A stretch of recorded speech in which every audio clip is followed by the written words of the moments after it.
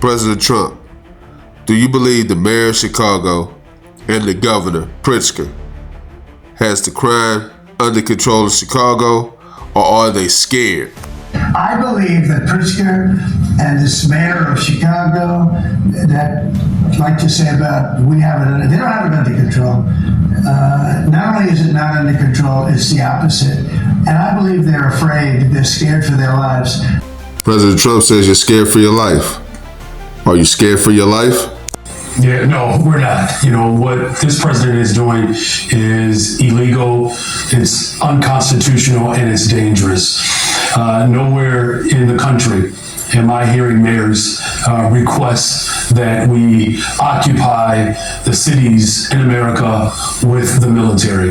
The brave women and men who signed up to protect our democracy did not do it with the idea of being used against the American people.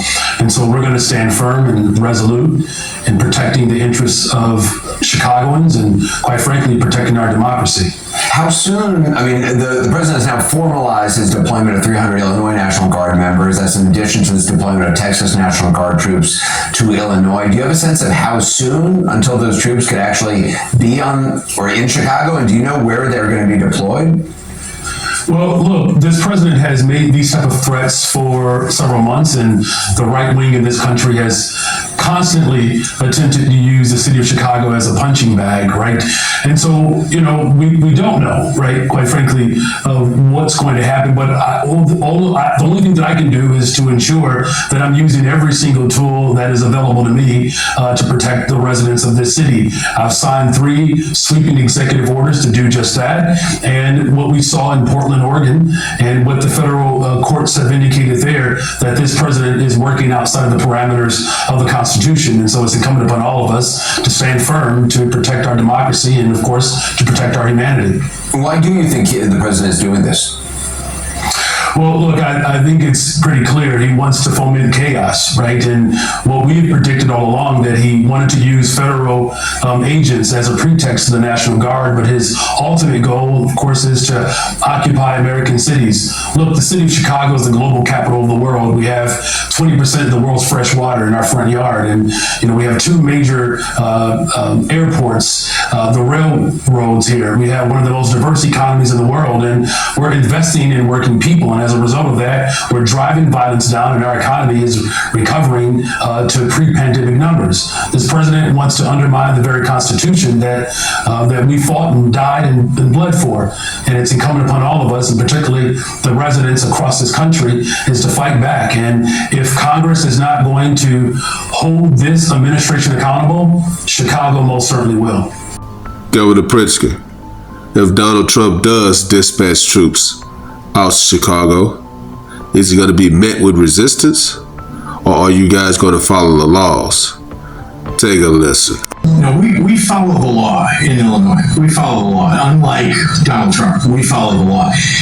We have made sure that, again, under state law, that we've provided funding for programs so that people know their rights, so that they can protect themselves. That's first and foremost.